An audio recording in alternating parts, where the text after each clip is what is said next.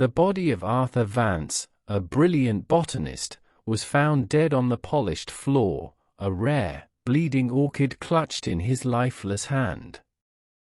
The glass conservatory was locked from the inside. The only 3 keys in existence were held by 3 different people, all with airtight alibis. The official coroner's inquest transcript lies open on the table, its pages marked with Miss Marple's sharp, handwritten marginalia.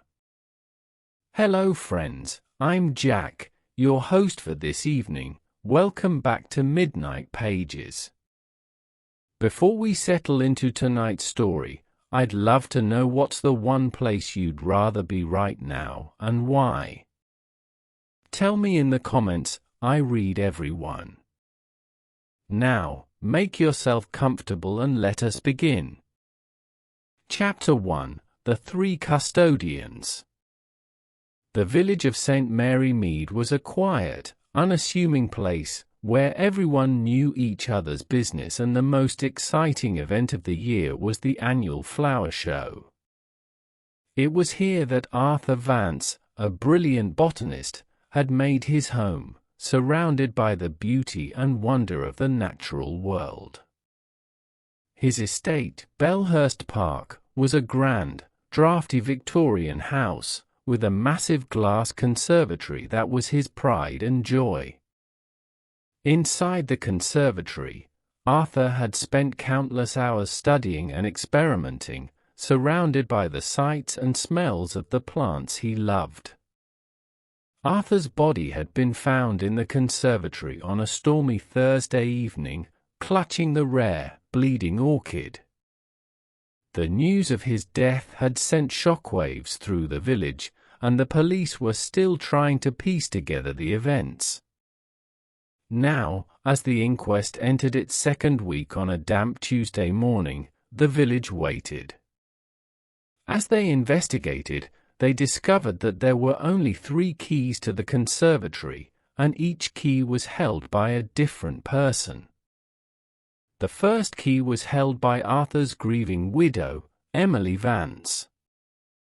She was a reserved, introspective woman, with a quiet strength and a deep love for her husband. She had been married to Arthur for over 20 years, and had been his partner in every sense of the word. Visitors to her drawing room would often note the exquisite, framed watercolor of a sanguine orchid on the wall, a silent testament to the work that consumed her household. On the day of the inquest, Emily sat in the crowded room, her eyes fixed on the floor. She was dressed in black, her hair pulled back into a neat bun, and her face pale and drawn. She looked like a woman who had been living in a dream, and was only just beginning to wake up to the harsh reality of her situation. As she listened to the testimony of the witnesses, she seemed to be absorbing every word, every detail, with a quiet intensity. Miss Marple, who was sitting in the back of the room, observed Emily with a keen eye.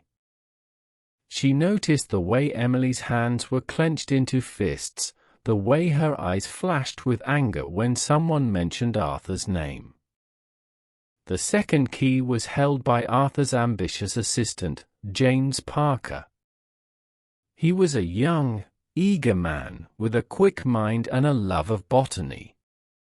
He had been working with Arthur for several years, and had been instrumental in helping him with his research.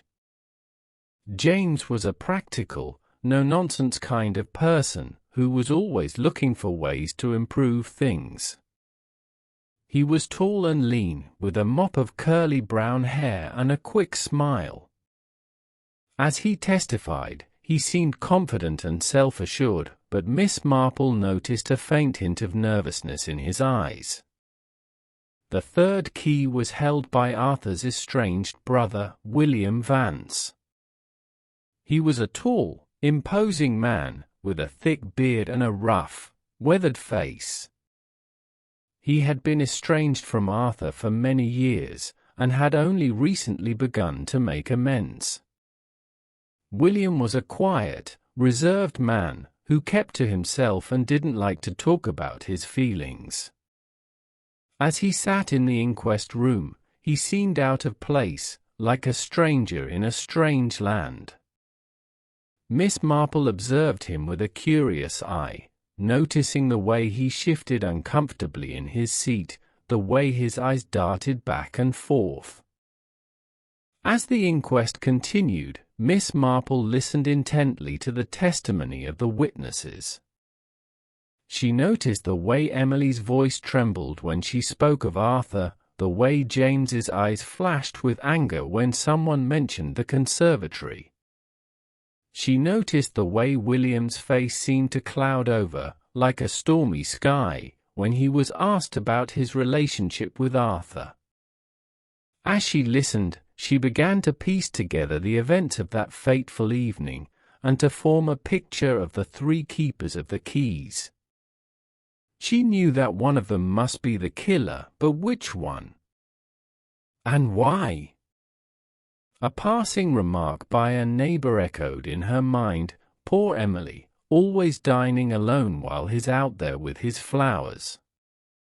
The answer, she was sure, lay in the details, the small, seemingly insignificant things that people said and did. She was determined to find out, to unravel the mystery and bring the killer to justice.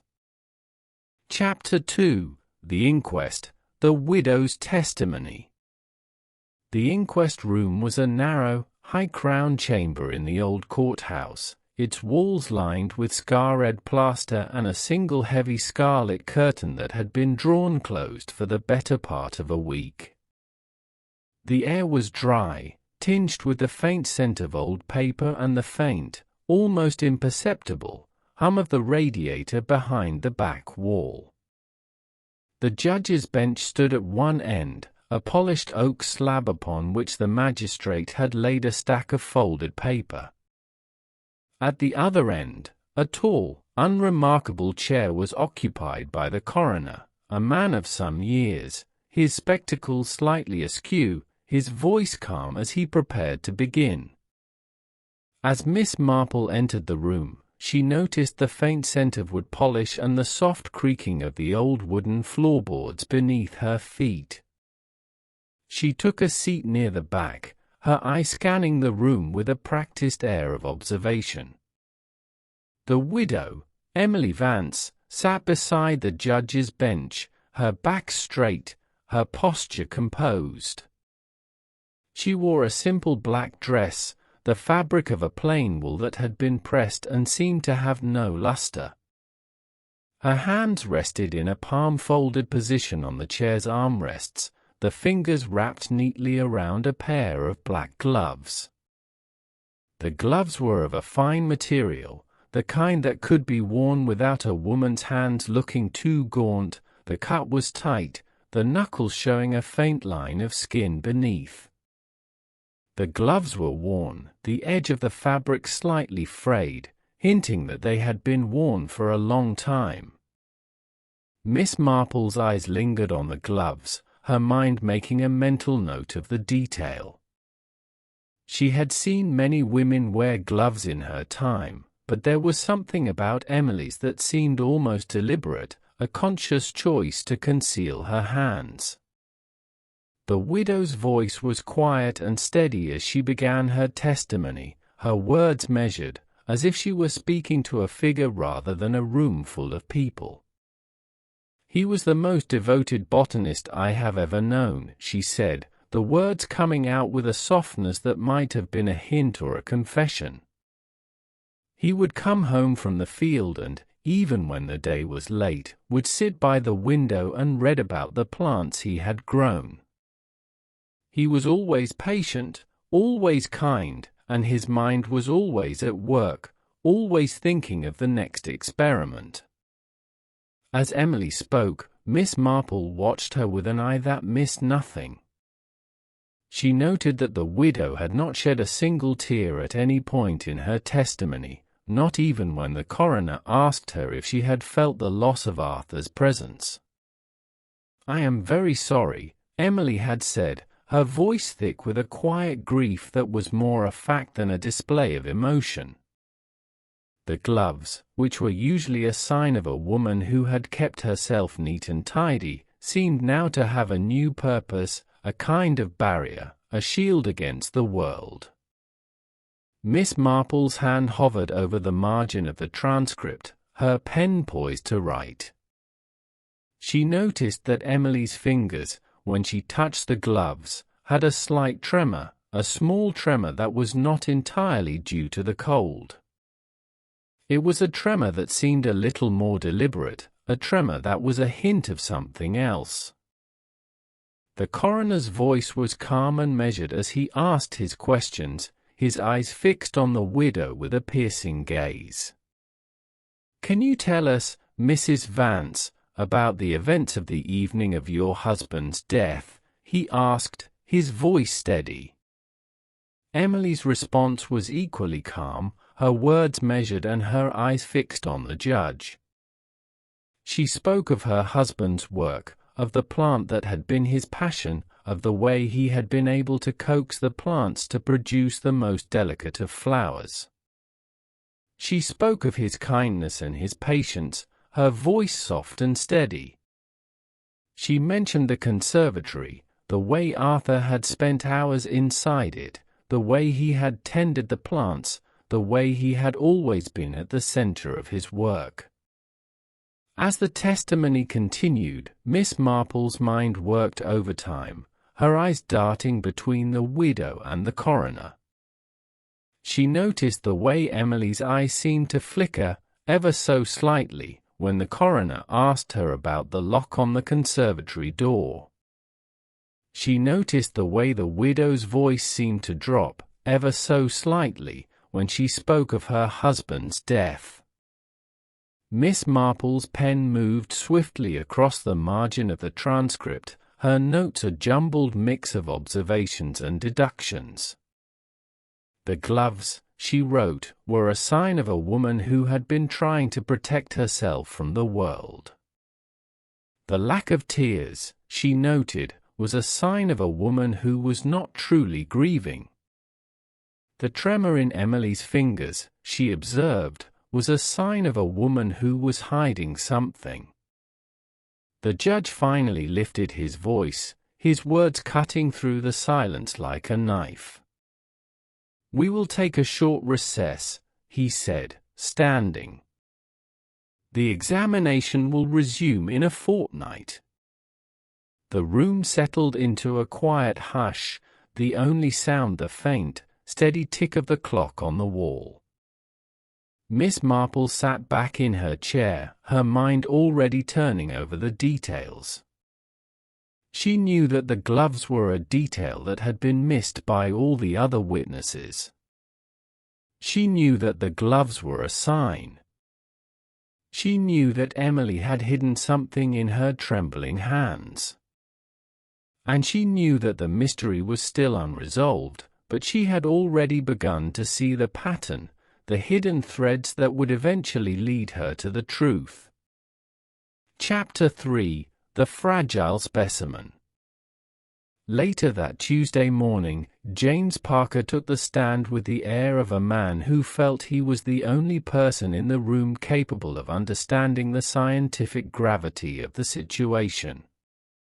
He adjusted his spectacles, his fingers lingering on the bridge of his nose for a moment too long, a habit that Miss Marple catalogued instantly as a sign of intellectual vanity rather than genuine distress. He was a man who clearly valued precision, yet his presence in the witness box was marked by a restlessness that sat uncomfortably with his calm, measured tone. The courtroom was a stuffy, wood-paneled affair that smelled faintly of floor wax and damp wool, and the light filtering through the high windows seemed to catch every speck of dust dancing in the air. Miss Marple, sitting in the back row with her knitting needles clicking at a steady, rhythmic pace, found the atmosphere rather like a church service where everyone was waiting for a hymn to start, though the melody, in this instance, was likely to be a discord. The sanguine orchid, Parker began, his voice crisp and academic, "is not a plant for the amateur. It is a temperamental thing, quite unlike the hardy specimens one finds in a common greenhouse. It requires a climate as stable as a bank vault. If the temperature fluctuates by even 2 degrees, the bloom begins to weep, a chemical response to thermal shock. The petals, which are a deep, almost bruised crimson, will curl inward as if protecting themselves from the world." Mr. Vance was, quite frankly, the only man in the county with the patience to keep it alive. The coroner leaned forward, his pen hovering over the ledger. He looked tired, as though he had spent too many years listening to people explain why they had not intended to do the things they had clearly done. "And you, Mr. Parker, as his assistant? You were familiar with these requirements?" "Intimately," Parker replied. He proceeded to detail the orchid's schedule with the kind of exhaustive care usually reserved for a military operation. It was, he insisted, a matter of life and death. The plant, he explained, had to be misted at exactly 9 o'clock every evening, followed by a measured application of tepid, mineral-filtered water at 9:15. It was a ritual. It was, he insisted, the very reason he had been at the estate on the night of the murder. He spoke of the water temperature as if it were a diplomatic treaty, and Miss Marple found herself thinking of the difficulty of maintaining such standards in a house as draughty as the Vance estate. Beside the typed testimony regarding the 9:15 watering, Miss Marple scribbled a small, precise note in her cramped, elegant hand. "The assistant claims the plant requires tepid water to avoid shock." Yet, the conservatory was found with the floor vents fully open to the cool night air. If the room was draughty enough to drop the temperature, would the water not have been chilled regardless? And if the plant is so sensitive, why was it left in the path of such a draught? Parker continued, unaware of the scrutiny. "I reached the conservatory at precisely 9:10. I found the door locked, which was standard procedure for the evening hours, and peered through the glass. Mr. Vance was standing by the workbench, his back to me. He appeared to be adjusting the humidity controls. I tapped on the glass, but he did not turn. I assumed he was focused on the specimen, so I left the supplies on the potting bench outside and returned to the cottage. I never entered the conservatory that night." "And the key, Mr. Parker?" the coroner asked. "I keep mine on my keyring, as Mr. Vance insisted. I have not removed it from my pocket since the previous afternoon." Miss Marple turned the page of the transcript, her brow furrowed slightly. She recalled the housekeeper's earlier mention of the phantom draft. If the conservatory was as sensitive as Parker claimed, why would the victim, a man of legendary caution, have been working with the humidity controls while the vents were open to the night air? It was a contradiction that stuck in the mind like a burr on a wool skirt. She looked up at the witness again. Parker was now explaining the chemical composition of the orchid sap, his hands tracing the air as if he were describing a blueprint rather than a flower. There was something about his emphasis on the exact time, 9:15, that felt rehearsed. It was the sort of precision that usually served to hide a gap in the timeline, a way of anchoring a story so firmly that no one would dare question the space around it. "Tell me, Mr. Parker," Miss Marple whispered to herself, the sound lost in the rustle of the courtroom. Does a man truly worry about the temperature of his water when he is intending to commit a murder, or does he simply use the plant as a convenient clock? She returned to her notes. She wrote, "The watering schedule is the alibi. If the plant was misted at 9, the soil would show surface dampness. If the water was applied at 9:15, the drainage basin would be saturated. The inquest report mentions the soil was dry to the touch when the body was discovered at midnight. Was the orchid watered at all?"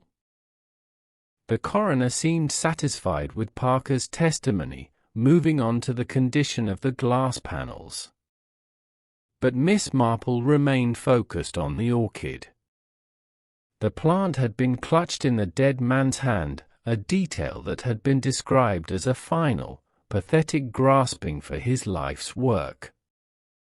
Yet, if the orchid were as fragile as Parker insisted, the warmth of a human hand would have caused it to wilt within minutes. To find it in such a pristine, albeit bleeding, state suggested it had been plucked only seconds before the discovery. She looked at the assistant's cuffs. They were pristine, white, and stiff. Not a speck of potting soil, not a trace of the dark, crimson sap that stained the victim's fingers. For a man who spent his evenings tending to such a volatile specimen, he was remarkably clean. "A very tidy man," she murmured, her needles slowing their pace. But nature is rarely tidy, and murder, in my experience, is almost always a messy business. She watched as Parker stepped down from the stand, his expression one of polite, controlled relief. He walked past the widow, who did not look up, and took a seat near the back. He did not look at the door. He did not look at the plants. He looked only at his own hands, which he began to rub together, slowly, as if trying to warm them against a chill that only he could feel. Miss Marple marked the margin of the transcript with a heavy, deliberate stroke of her pen, circling the mention of the 9:15 watering time. It was the pivot point of the evening, the moment when the truth and the lie had diverged, and she was beginning to see exactly where the assistant had lost his way. Chapter 4: The Brothers' Alibi. The inquest room was a converted parish hall that smelled perpetually of floor wax and damp himmels. It was a cavernous, draughty place, and on this particular Tuesday afternoon, the air felt heavy with the sort of forced solemnity that only a village tragedy could generate. Miss Marple sat in the third row, her knitting needles clicking with a rhythmic, reassuring precision that seemed entirely at odds with the tension radiating from the witness box. William Vance took the stand with a heavy, deliberate tread that seemed to shake the floorboards. He was a man who looked as though he belonged in the open air, his skin weathered by years of exposure, his hands thick and calloused. Yet, there was a stiffness in his shoulders, a certain guardedness in his posture that suggested he was not entirely comfortable in the presence of authority. He carried the weight of his financial ruin with a grim, stoic silence, his suit, a dark, durable tweed, looking a size too large for his frame, as if he had been shrinking away from his own life. The coroner, Mr. Pringle, leaned forward over his stack of papers. He and William had shared a school desk 40 years prior, a fact that added a sharp, unpleasant edge to their exchange. Pringle's voice was dry, the sort of voice that had spent years reading out legal notices to bored parishioners. "Mr. Vance," the coroner began, his eye skimming over his notes with a practiced, weary efficiency, We are all aware of the strained nature of your association with the deceased. You were, I believe, quite vocal about your brother's intention to revise his will, were you not?" William looked up, his eyes meeting the coroner's with a direct, unflinching gaze that had something of the trapped animal in it. "I was aware he had money, and I was aware he had no intention of sharing it with his own flesh and blood. Arthur had a way of holding on to a penny until it screamed. It wasn't a secret that I was in arrears with the bank. I'd asked him for a loan, and he'd refused. That's the long and short of it. I'm a poor man, Pringle, but I'm not a murderer." "We shall determine the facts of the matter, William," Pringle replied, his tone devoid of any vestige of their shared childhood. "Let us speak of your whereabouts on the night of the incident. You claim to have been at the Red Lion." "I was at the Red Lion," William said, his voice dropping an octave, becoming gravelly. "I arrived at 7 and stayed until closing at 11. The landlord, Mr. Higgins, can vouch for me. I didn't set foot on the Belhurst estate, and I certainly didn't have a key to that glass box of his." Miss Marple, listening with her head slightly tilted, noted the way William gripped the railing of the witness box. His knuckles were white, the skin pulled tight over the bone. It was not the grip of a man who was merely nervous, it was the grip of a man who was bracing himself against a blow. She looked down at the transcript, her eyes scanning the lines of his testimony. She then glanced toward the front row, where William's boots were visible beneath the chair he had vacated earlier. They were heavy, leather-soled country boots, showing the wear of long walks through fields and woods. But it was the substance clinging to the welt and the heel that caught her attention. It was a reddish, clay-heavy mud, distinctly different from the dark, loamy soil of the gravel drive or the manicured garden paths. It was the specific, iron-rich clay found only in the drainage ditch behind the conservatory, a place where the water pooled after a heavy rain. Miss Marple took up her pen. Her hand moved with a quiet, steady purpose. "The brother claims he was at the pub all evening, yet the mud on his boots tells a different story. The red clay is unique to the low-lying hollow behind the conservatory. If he had been on the gravel path, as he insists, his boots would have been clean. How does one explain the clay of the hollow on the boots of a man who was supposedly miles away?" "You have a key, Mr. Vance?" the coroner asked, his quill scratching audibly against the parchment. "I had one once," William replied, his voice raspy. "Years ago. Arthur took it back when he decided I wasn't to be trusted with his precious specimens. I haven't seen a key to that conservatory in a decade." "He made sure of that, didn't he?" "He liked to keep his things locked up, and his family locked out." "And yet," the coroner pressed, lifting his spectacles, "the lock shows no signs of forced entry. It was opened with a key. A rather specific, antique key, I might add." "Then someone else opened it," William snapped, his temper flaring, a dangerous, hot thing in the cool room. "Don't look at me. I'm a failure, I'm a debtor, but I'm not a killer. Arthur was a cold man, but he was my brother. I've no reason to wish him dead, even if he did leave me to rot.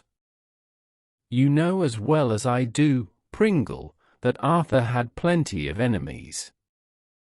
That assistant of his, for one. or even his own wife. The room went very still. Pringle sighed, a long, thin sound. "That is quite enough, Mr. Vance. You will confine your remarks to your own movements." Miss Marple watched the exchange with a small, private frown. William's anger felt genuine, yet it was the anger of a man who knew he was being painted into a corner. She looked back at the mud on the boots. It was still damp, a dark smear against the lighter leather. If he had been at the pub from 7 until 11, that mud should have been dry, caked, and easily brushed away. Damp mud suggested recent contact with the ground that had been soaked by the evening's light rain. She leaned over to the woman sitting next to her, a Mrs. Bantry, who was busy fanning herself with a lace handkerchief. "A terrible business, isn't it?" Miss Marple murmured, her tone as light as if she were discussing the price of wool. "Though I do wonder, when one spends so much time in the village pubs, how one manages to find such specific, stubborn mud on one's shoes. It's a very particular shade, don't you think?" Mrs. Bantry looked down, squinting. "Oh, that. It's just the weather, I suppose. Everything is so wretchedly damp this year. One's hem is always ruined." "Yes," Miss Marple agreed, her eyes returning to the transcript. "Dampness has a way of revealing things we'd rather keep hidden." She wrote another note in the margin, her writing small and precise. "The brothers' alibi is supported by the landlord, yet the physical evidence suggests a detour. Was he at the pub, or was the pub merely a stop on a longer journey? And if he did not have a key, why was he walking in the hollow behind the conservatory?" The testimony continued, but Miss Marple had ceased to listen to the words. She was thinking about the geography of Belhurst Park. The hollow was hidden from the house by a thick hedge of yew, a place where one could stand and look directly into the conservatory without being seen from the main path. If William had been there, he would have had a perfect view of the interior. He would have seen his brother. He would have seen the assistant. And he would have seen the door. She looked up at William again. He was staring at the wall, his jaw set, his gaze unfocused. He looked like a man trapped in a memory, a man who was reliving that night over and over, trying to find a way to make his story match the reality of his own boots. She realized then that William was not lying about the pub. He had likely been there, but he was lying about the entirety of his evening. He had been to the pub, yes, but he had been somewhere else, too. The truth, Miss Marple whispered to herself, is rarely a single, straight line. It is more often a circle, leading us back to the place where we started, only with a little more mud on our shoes than we had before. She closed her notebook, the sharp, authoritative click of the cover echoing in the quiet room. She had the pieces now, the widow's silence, the assistant's precision, and the brother's muddy detour. The puzzle was beginning to take shape, and it was a shape that was far more intricate, and far more human, than she had first imagined. Chapter 5: The Village Comparison. The walk back from the courthouse was brisk, the air of St. Mary Mead sharp with the promise of an early frost. Miss Marple pulled her shawl a little tighter, the wool brushing the skin of her neck, and set her boots upon the hard-packed path that led past the low stone wall of the village green. The frost had already begun to lace the edges of the hedges, turning the dew into a fine crystal that glittered like scattered sugar under the weak winter sun. A faint smell of damp earth rose from the verge where the garden beds were already being turned in preparation for winter, and the distant toll of the church bell marked the hour with a steady, unhurried rhythm. She thought of Mr. Pringle, the village butcher, and of the way his 3 sons had nearly dismantled his shop over a disagreement concerning the refrigerated cabinet that had been installed only a few years before. The dispute had been a clumsy echo of the affair at Belhurst Park, only the setting was a shop with a sawdust-strewn floor rather than a conservatory with glass panes. The eldest son, robust and quick to raise his voice, had claimed the cabinet as his inheritance. The middle, ever the negotiator, had tried to broker a compromise that never left the shop door, and the youngest, the quiet one who kept the scales balanced, had been the one to tamper with the weights, ensuring that each pound of meat left the shop a little lighter than it should have been. Miss Marple noted, with a small, private smile, that the same sort of selfishness that could turn a country house into a battlefield could also turn a butcher's shop into a field of ruin. Greed, she had long observed, was a weed that blossomed equally well in the dark corners of a manor as it did beneath the sawdust-laden boards of a high-street shop. The village post office came into view, a modest brick building whose sign swung gently in the cold wind. Miss Marple stepped inside, the bell above the door announcing her arrival, and greeted the postmistress with a nod. The woman, a repository of every parcel and every rumor, was already busy arranging the letters on the counter. "A terrible business, Miss Marple," the postmistress said, leaning forward as if to share a secret. "I never liked that assistant, Mr. Parker. Always checking his watch, as if the rest of us were a waste of his time. And the brother, well, everyone knows William Vance has a temper. It's a wonder he hasn't been in trouble before now." "People are often judged by their temper," Miss Marple replied, slipping a letter from her nephew into her pocket. "But it is usually the quiet ones, the ones who keep their accounts tidy, that one ought to watch. It is the same with the Pringles, you know." Everyone blamed the eldest for the row over the shop, but it was the youngest, the quiet one who always held the scales, who had been miscalculating the weights for years. "It's all about the balance, isn't it?" The postmistress blinked, perhaps unsure whether to follow the thread, but Miss Marple only smiled and turned back to the cold afternoon. She stepped out onto the lane that led past the green, where a few elderly men sat on weathered benches, their hats pulled low against the wind. Their conversation was a low murmur, punctuated by the occasional cough.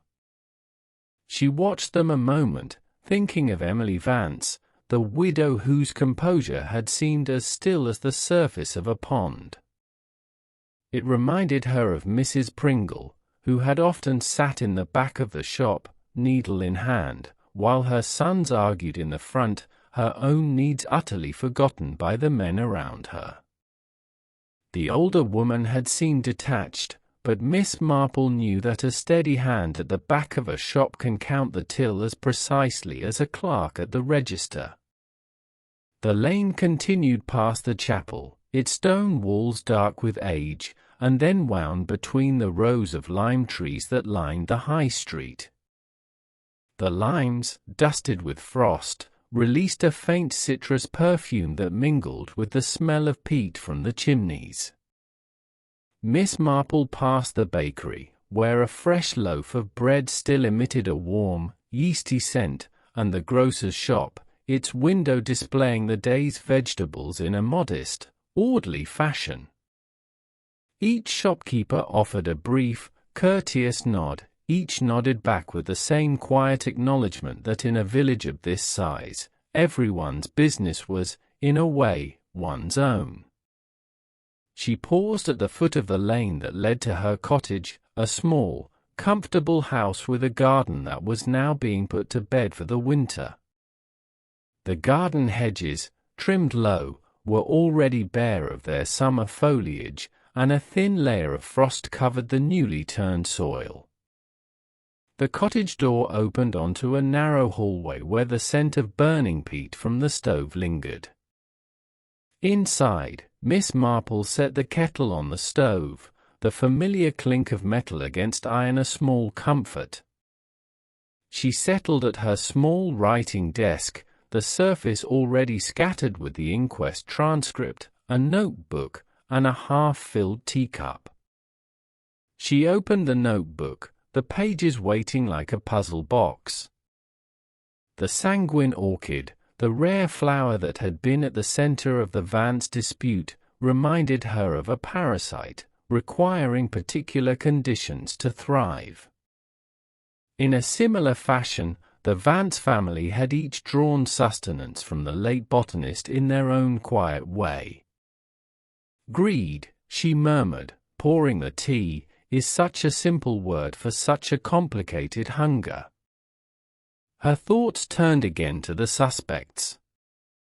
James Parker, with his obsession for schedules and his immaculate cuffs, William Vance, with his muddy boots and his transparent denials, and Emily, with her gloved hands that never seemed to tremble. They were all different, yet bound by the same thread. Each awaited the settlement of the estate, each hoped to convert the botanist's life into figures on a ledger. Miss Marple realized that she had been looking at the crime as a botanist might, focusing on the specimen, when she should have been looking at it as a housekeeper would, considering the house, the people who lived in it, and the small, daily frictions that eventually wore a person down. The conservatory had been locked from the inside, a feat that seemed improbable, yet the Pringle boys had once managed to lock their father out of his own shop by jamming the door with a well-placed piece of gristle. The mechanics of the lock were not the mystery, the motive was.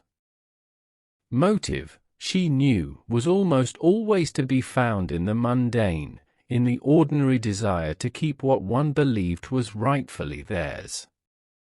She tapped her pen lightly against her chin, the sound a soft percussion in the quiet room. The village lights beyond her window were beginning to flicker on, each cottage casting a warm glow onto the frost-rimmed lane. It was all so very small, so very ordinary, and yet within that ordinariness the most extraordinary things could happen. She would have to return to the conservatory, to see the lock not through the eyes of a coroner but through the eyes of someone who understood that a door, however heavy, was only as secure as the person holding the key. She finished her tea, the warmth spreading through her, and turned back to the transcript. She was no longer merely reading testimony, she was listening to the silence between the words, to the things left unsaid. In that silence she began to hear a quiet truth, a small, sharp thing that waited, patient as the frost on the lime trees, for her to find it. Chapter 6. The Inquest, the Locksmith's Report. The inquest room was a modest, timbered space, the kind of place that had seen more cases of broken windows than of deadlocks. Light from a single high window fell in a thin line across the worn oak bench at the front, and a faint ticking from the old mantel clock could be heard if one listened closely. The judge, a man of middle age with a habit of tapping his gavel when he was bored, sat in the front row, his spectacles catching the light. The coroner, a man with a tired face and a habit of scribbling in a small notebook, stood beside the witness box, a stack of papers in his lap. Mr. Henderson, the local locksmith, was already seated in the witness box, his thumbs folded neatly into the waistcoat pocket that seemed to belong to a gentleman of a different era. He wore a plain, dark coat, the collar slightly turned up, and his expression was one of weary patience, as if he had just finished a long day of opening and closing doors. He had spent the morning explaining the intricacies of the conservatory's locking mechanism to the coroner. His diagrams were drawn on a sheet of paper that, to Miss Marple's eye, resembled more a map of the stars than a simple door fastener. He laid out the bolt, the recessed plate in the door frame, the keyhole, and the cylinder, each line precise, each detail accounted for. "It is, quite simply, an architectural marvel," Henderson declared, his voice carrying slightly in the small room. "The mechanism is a double-bolt, iron-forged system, designed to engage with a recessed plate in the door frame. To lock it from the outside, one would require the key. To lock it from the inside, one would require the key. There is no play in the bolt. There is no spring. It is a dead lock, and it is entirely unpickable. I have examined the cylinder myself, and I can state with absolute certainty it was engaged by the key, and by nothing else." He went on to describe the lock's internal geometry, the plug, the key pins, the tumblers, and the shackle that prevented the bolt from being withdrawn without the correct key. He spoke of the tolerances, measured in thousandths of an inch, within which the lock's parts had to fit. He explained how the brass key, stamped with a pattern that matched the tumblers, turned the plug and engaged the bolt. He mentioned that he had tried to pick the lock with a standard set of picks, that he had tried to force the cylinder with a pry bar, and that he had even attempted to break the lock with a hammer, all to no avail. The lock was installed in the late Victorian period, and it has been maintained by the family ever since, he added. The iron frame is of a quality that resists corrosion, and the lock has been tested against the typical temperature variations of a conservatory. Even at the lowest temperatures recorded, the lock's components remain within their design tolerances. The coroner nodded, clearly impressed. "And you are certain, Mr. Henderson, that the door could not have been locked by some other means? A wire, perhaps? A magnet?" Henderson laughed, a short, dismissive sound. "With a lock of this caliber? Impossible. The tolerances are too precise. A human hair would jam it, let alone a wire. No, sir. Whoever locked that door did so with the key, and they were standing on the inside of the conservatory when they did it. There is no other conclusion to be drawn." Miss Marple sat in the back row, her knitting needles moving with a steady, rhythmic click.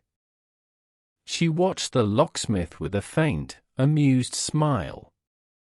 He was so very sure of his own logic, so very proud of the machine he had helped to maintain. It was a common failing, she thought, the belief that because a thing was complicated, the answer must be equally so. She opened her notebook to the page where the coroner had entered the locksmith's report. In the margin, she wrote in her elegant, sloping hand, "Mr. Henderson is an expert on locks, but he is clearly not an expert on the behavior of iron when it is subjected to the peculiarities of a Victorian glass house." She looked at the diagram Henderson had provided. It showed the bolt, the plate, and the keyhole. It was a perfect, static drawing. But a conservatory, as she knew from her own garden greenhouse, was never static. It expanded in the heat of the day and contracted in the chill of the evening. The iron frame, the glass panels, the very floor itself, they all moved, however slightly, with the changing temperature. She wrote again, her pen scratching softly against the paper. The locksmith insists the bolt is a dead lock. He ignores the fact that the door frame itself is mounted on a stone threshold that is prone to shifting. If the temperature in the conservatory dropped suddenly, as Emily Vance described, the iron bolt would shrink, and the frame would pull away from the latch just enough to allow the bolt to slide home if the door were slammed with sufficient force. It would not need a key. It would only need a bit of gravity and a very cold evening. She looked up at the locksmith. He was still talking about the quality of the steel and the precision of the tumblers. He had not once mentioned the weather. He had not once considered that the door might have been locked by the simple act of closing it, provided the conditions were exactly right. It was, she reflected, a very male sort of oversight. They were so busy looking at the lock that they had forgotten to look at the house.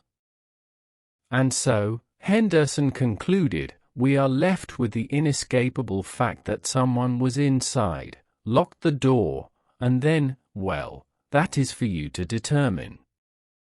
The coroner thanked him, and Henderson stepped down, looking very pleased with himself. The room was silent for a moment, the weight of his testimony hanging in the air. The police, a pair of officers in dark suits, leaned towards each other, whispering about a hidden fourth key or a secret passage. They were looking for a mystery, whereas Miss Marple was looking for a physical reality. She leaned back in her chair, her knitting bag resting on her lap. She felt a quiet sense of satisfaction. The locksmith had given her the final piece of the mechanical puzzle. The door had not been locked by a hand holding a key, it had been locked by the house itself. Now, she only needed to determine who had known enough about the conservatory's structural quirks to time their exit, or their crime, to coincide with that specific, fleeting moment of thermal contraction. She glanced at the assistant, James Parker. He had been the one to insist on the orchid's temperature sensitivity. He had been the one to describe the conservatory as a climate-controlled vault. He knew the house better than anyone. He knew the way the iron shifted. He knew that if he opened the vents at the right time, the temperature would drop, the metal would contract, and the door would become a trap. She wrote one last note in the margin, her hand firm. Mr. Parker knew. He didn't need the key to lock the door. He only needed to open the window. The inquest moved on to the next witness, but Miss Marple was no longer following the proceedings. She was already mentally rearranging the evening, seeing the scene not as a locked room mystery, but as a simple, cold-blooded application of physics. She picked up her knitting again, the wool soft and warm against her fingers, and began to work the next row. The truth was coming together, one stitch at a time, and it was, as she had suspected all along, remarkably simple. Chapter 7: The Missing Hour. The Wednesday afternoon session of the inquest began with a listlessness that often accompanies the second week of such proceedings.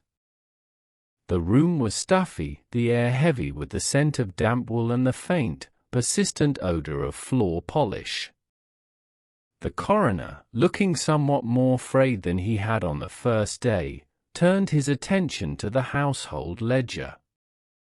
It was a mundane document, filled with entries for coal, lamp oil, and the occasional purchase of botanical supplies, the sort of record one keeps to ensure the butcher isn't overcharging for a leg of lamb.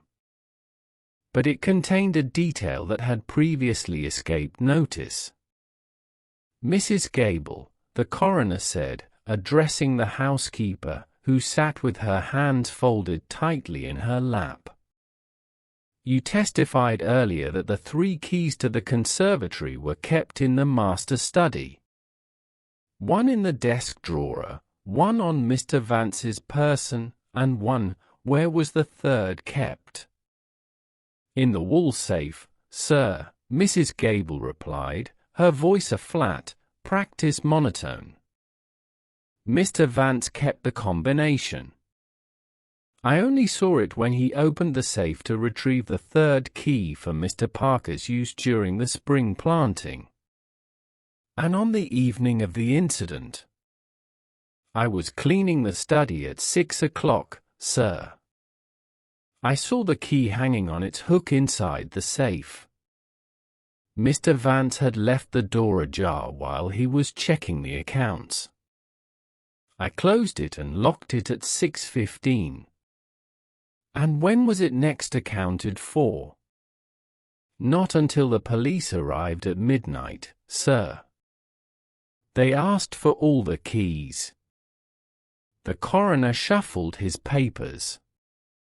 There is a discrepancy here.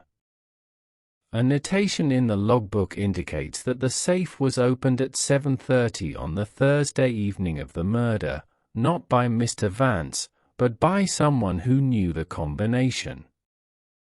It was locked again at 8:30. For 1 hour, that 3rd key was missing from the safe. A ripple of quiet movement went through the courtroom. Miss Marple, who had been listening with her eyes closed, opened them. She sat forward slightly, her knitting needles coming to a rest. She looked at the widow, who remained as still as a statue. She looked at the assistant, who was busy cleaning his spectacles with a nervous, repetitive motion. She looked at the brother, who was staring fixedly at the floorboards as if they might offer an explanation. Who had the combination? Mrs. Gable, the coroner asked.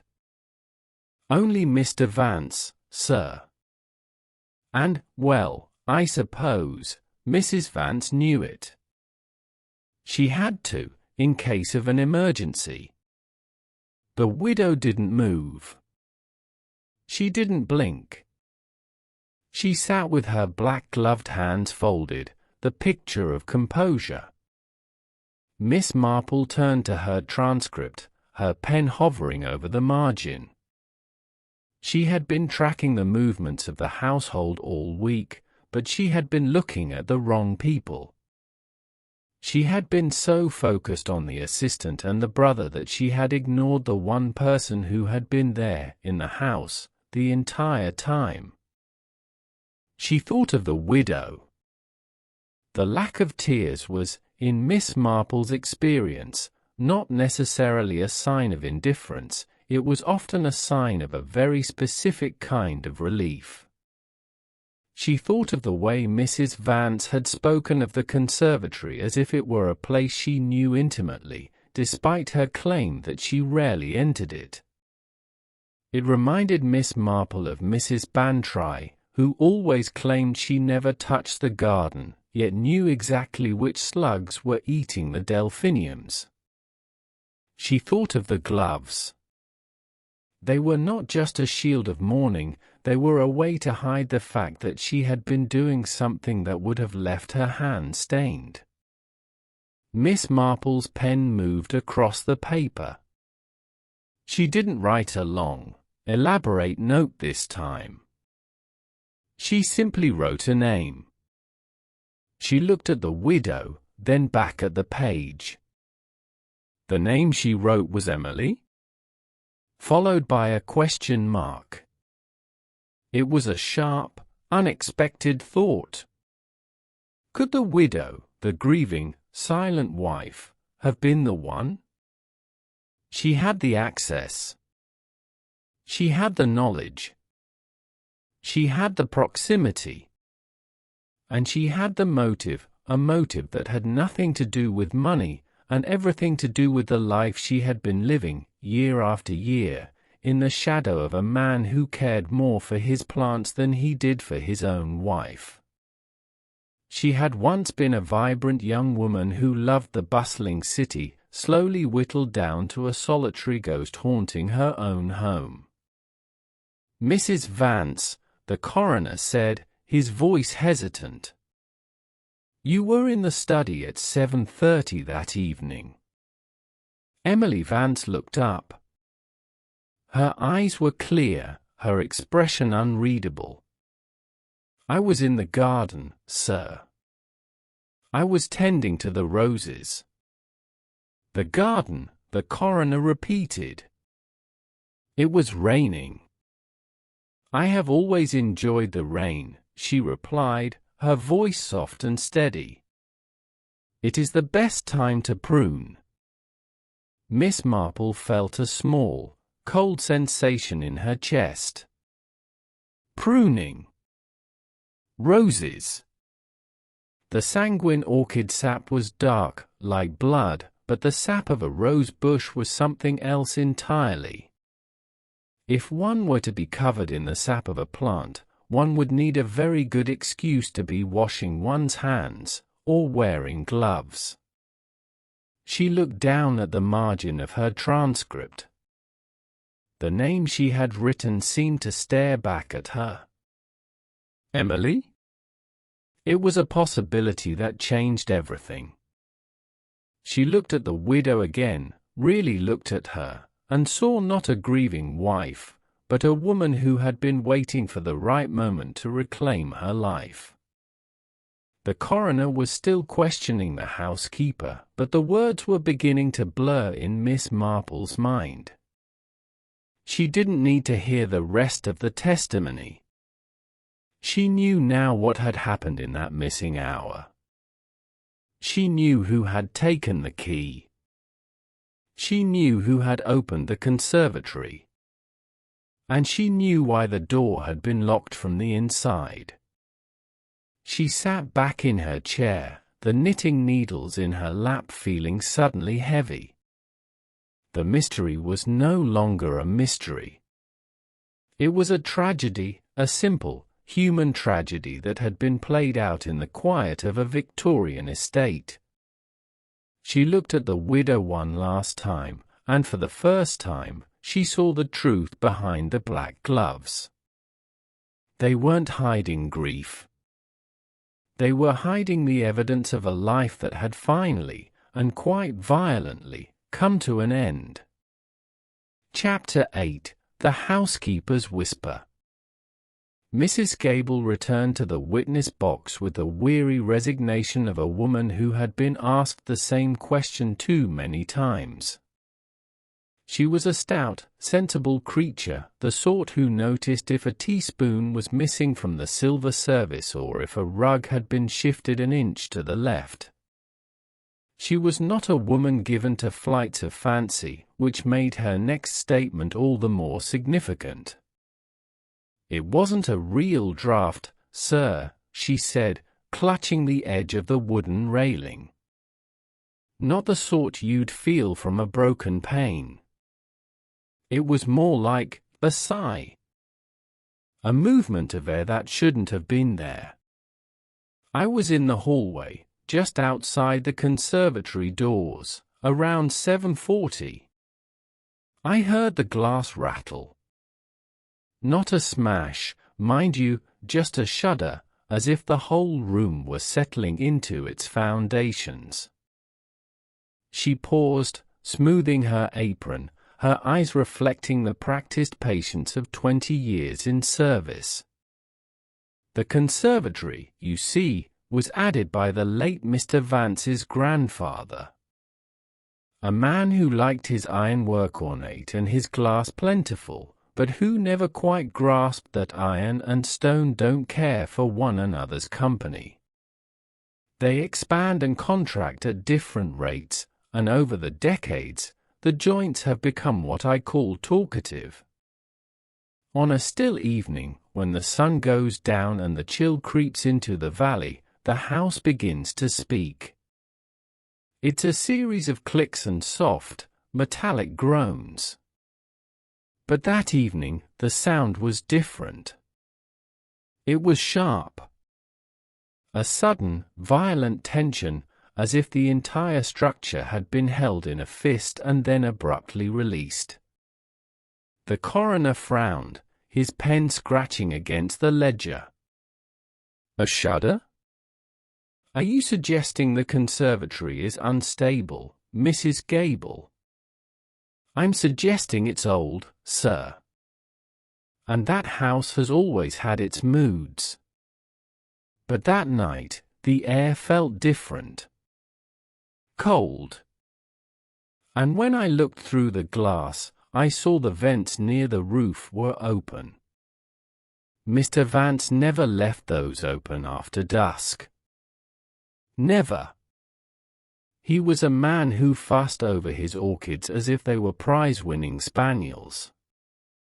He kept the temperature to the degree. To see those vents agape in the twilight, it felt wrong, like a door left unlatched in a house that expects to be locked tight. Miss Marple, listening from her seat, felt the pieces of the puzzle align. The vents. The thermal contraction. That phantom draft was not a ghost, it was the physical manifestation of the temperature plummeting as the outside air rushed into the superheated glass chamber. She opened her notebook to a fresh page, her pen moving with a steady, practiced hand. The housekeeper describes the sound of the glass settling. This confirms the rapid temperature drop. If the glass panels shifted in their iron casings, the door frame itself would have warped by a fraction of a millimeter, just enough to release the tension on the bolt. She looked at the diagram she had sketched in the margin of the locksmith's report. It was simple, really. A Victorian conservatory was, for all intents and purposes, a giant, fragile machine. If one knew how to trigger it, if one knew that opening the roof vents would cause the iron frame to contract, the lock would lose its grip. It was not magic. It was not a hidden key. It was the house itself doing the work. And you saw no one? The coroner asked. No one, sir. But the air, it felt as though someone had just left. It was a heavy sort of quiet. Miss Marple noted the housekeeper's observation with a small, appreciative nod. The heavy quiet was the sound of a room that had been sealed.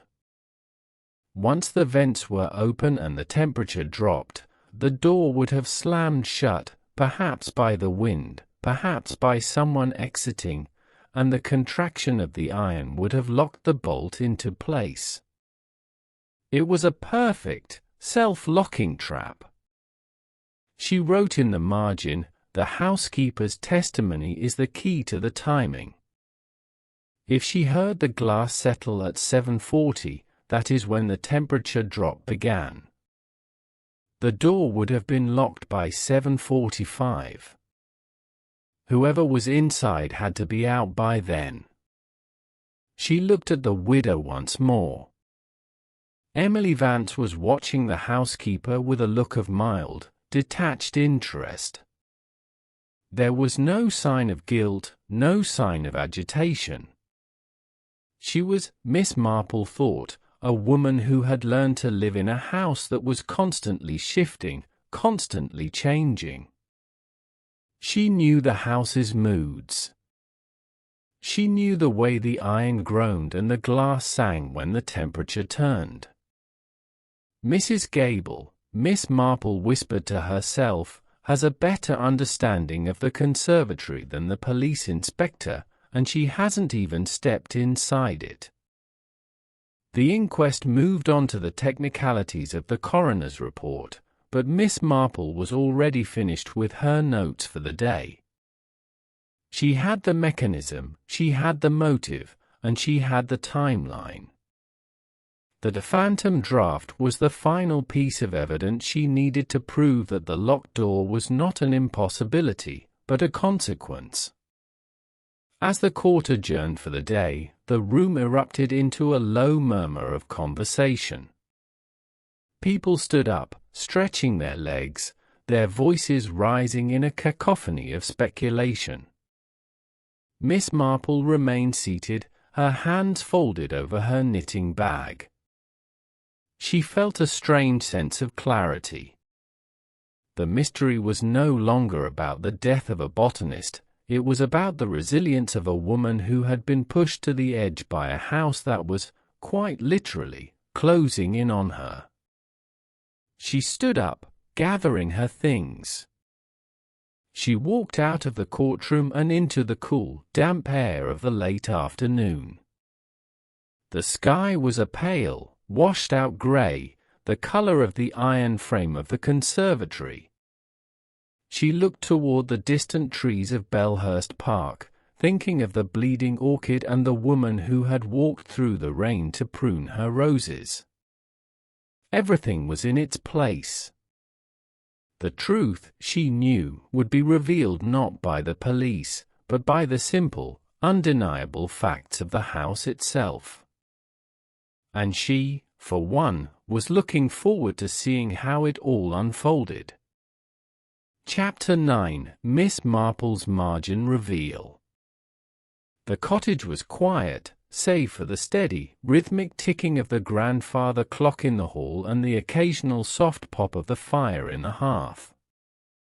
Rain had begun to tap against the panes, a thin, steady drum that made the windows glow a little amber from the light of the street lamps outside. The air carried the faint scent of old wood and the earthiness of damp stone. A single candle on the desk cast a weak, flickering glow across the mahogany surface, its wax smudging the worn grain.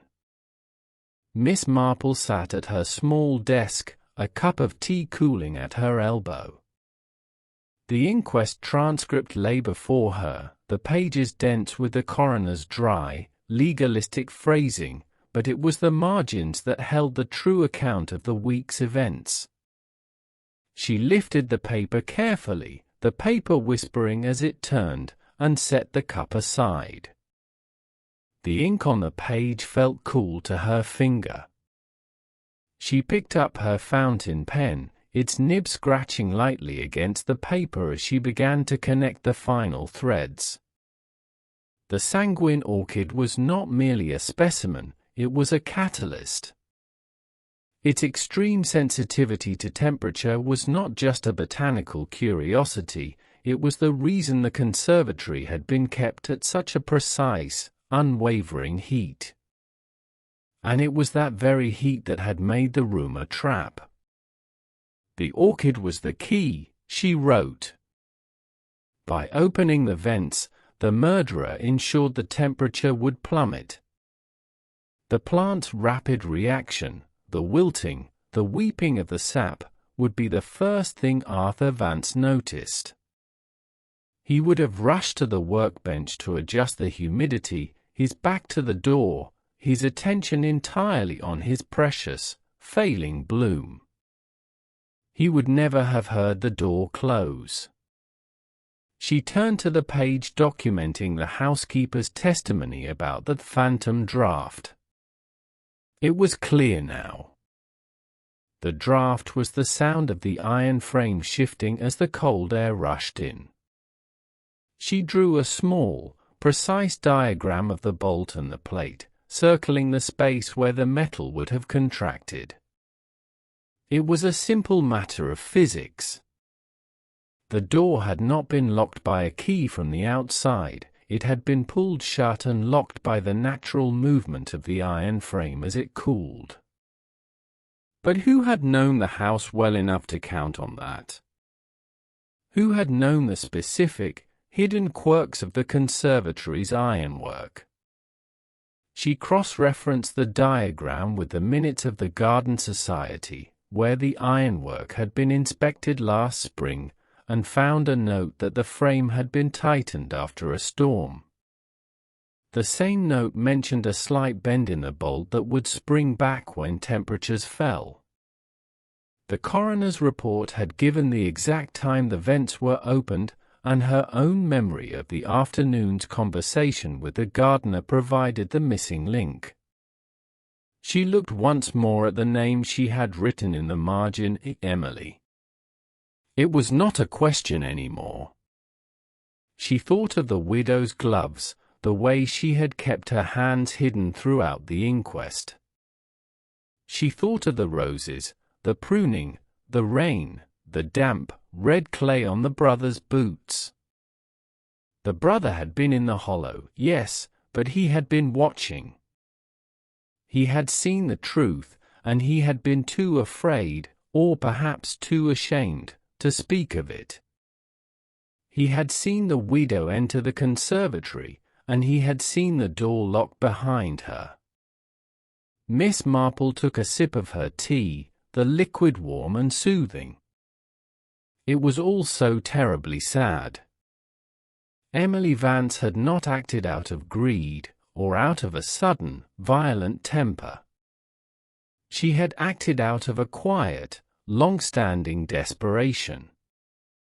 She had been the one to take the third key from the safe during that missing hour. She had been the one to open the vents, knowing exactly what would happen. She had been the one to stand in the rain, pruning her roses, while the house did the work for her. She wrote one final note, her hand firm and sure the widow held the third key. She had the combination to the safe, and she had the patience to wait for the perfect moment. She did not kill her husband, she merely opened the door to the house's own cold, mechanical heart. She looked at the transcript one last time. The paper was warm under her fingers. The puzzle was complete. Every piece, from the housekeeper's whisper to the mud on the brother's boots, fit into place. She felt no triumph, only a deep, abiding sense of clarity. The truth was not a jagged, complicated thing, it was a simple, inevitable conclusion, the result of years of hidden, quiet accumulation. She closed the transcript and set her pen down. The fire in the hearth had burned low, the embers glowing a soft, dying orange. A chill seeped through the wall, but it was a comfortable, familiar cold that settled into her bones. She stood up, smoothing the skirt of her dress, and began to tidy her desk. She would go to the inspector tomorrow morning. She would present him with the transcript, marked with her notes, and she would tell him, in her own quiet way, exactly how it had happened. The window stood open a little, letting the night air in. The street lamps were lit, casting long, soft pools of light onto the wet pavement. St. Mary Mead was asleep, its secrets tucked away behind closed doors and drawn curtains. It was a good village, a kind village, but it was also a place where people lived their lives in the shadows of one another, and sometimes those shadows grew long enough to hide the truth. She felt a moment of profound peace. The mystery was solved, the facts were aligned, and the truth, for all its sadness, was finally clear. She turned away from the window and headed toward the kitchen to put the kettle on for one last cup of tea. It had been a long week, and she was, quite suddenly, very tired. But it was the fatigue of a task well done, the quiet satisfaction of a life spent observing, listening, and understanding the small, human truths that lay beneath the surface of the world. Chapter 10: The Final Judgment. The police station in Much Benham was a place that always smelled of damp macintoshes and stale tobacco, a fragrance Miss Marple had long ago associated with the necessary, if somewhat unimaginative, business of the law. As she entered Inspector Slack's office on Thursday morning, the scent enveloped her, familiar and comforting. Inspector Slack, a man whose face seemed permanently set in an expression of mild annoyance, looked up from his desk, his eyes narrowing slightly as he took in Miss Marple's presence.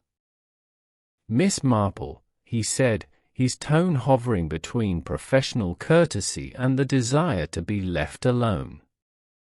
"I trust this isn't about the flower show again? We're quite swamped with the Vance case." "It is, as a matter of fact, about the Vance case, Inspector," Miss Marple replied, setting her knitting bag on the edge of his desk.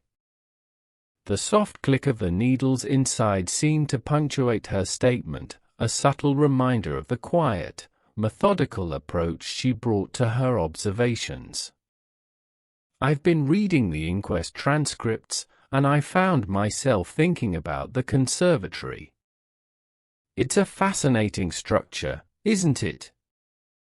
So very sensitive to the climate." Slack sighed, leaning back in his chair, the wooden frame creaking softly in protest. "It's a conservatory, Miss Marple. Glass and iron.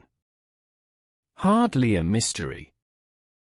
His tone was dismissive, but Miss Marple noticed a faint spark of curiosity in his eyes, a hint that he was not entirely closed off to her ideas. "Precisely," she said, opening the transcript to the marked pages. "Glass and iron. And as anyone who has ever owned a greenhouse knows, glass and iron do not like to be hurried. They expand, they contract, and they shift. They are, in their own way, quite temperamental."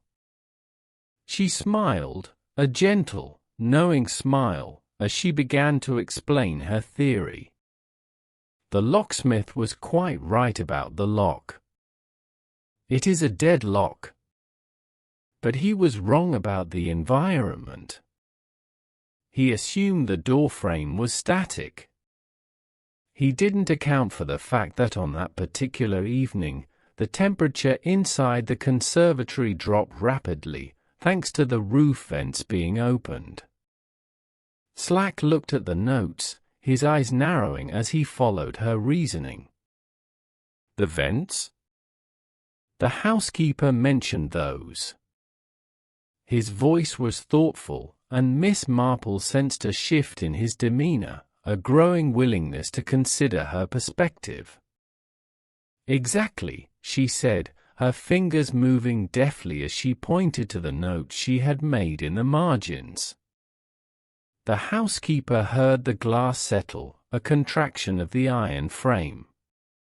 When the frame contracts, the latch plate moves. If the door was closed at the precise moment that contraction occurred, the bolt would have slipped into place on its own.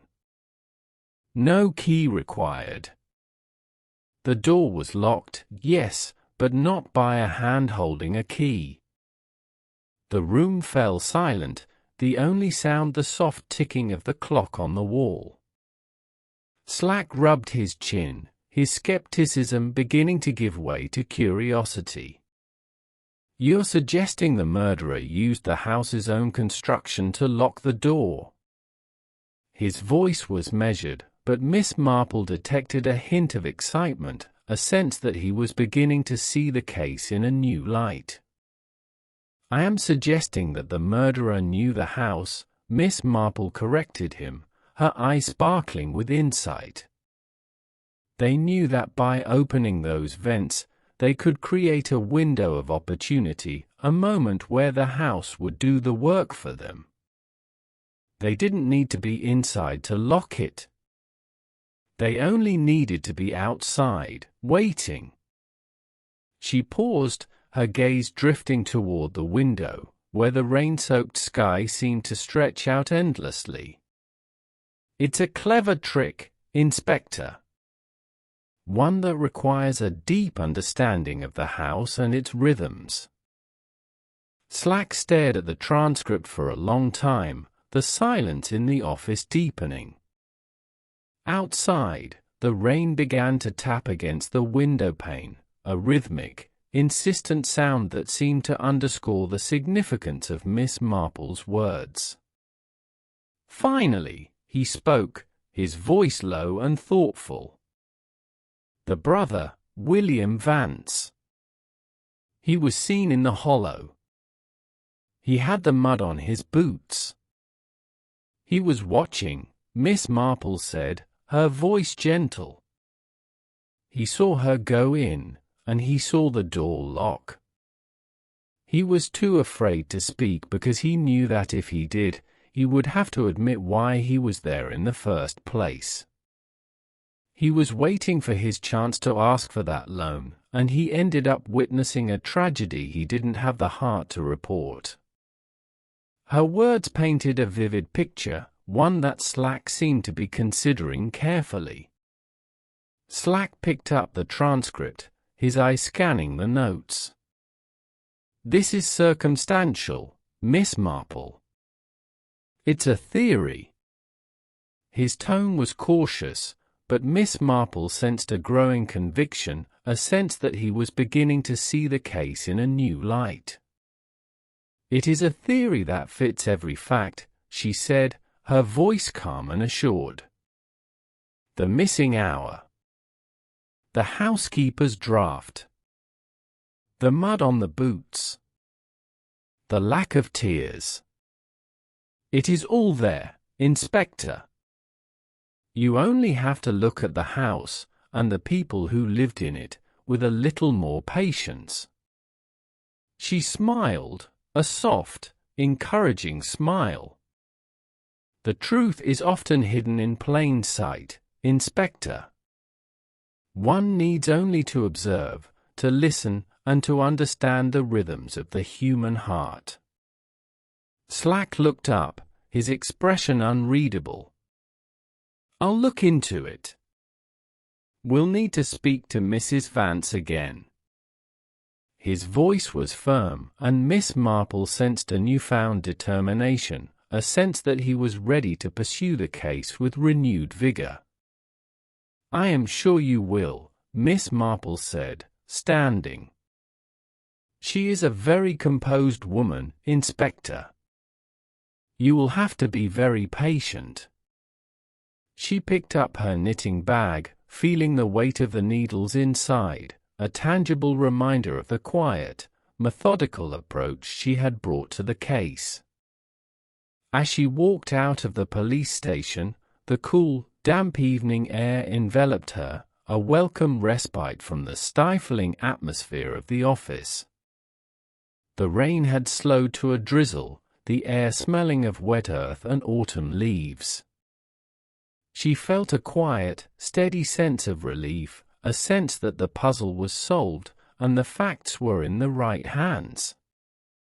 The Vance case was over, and for the first time in a week, she felt like she could simply be Jane Marple, a woman who enjoyed her garden and the occasional, quiet mystery of a life well lived.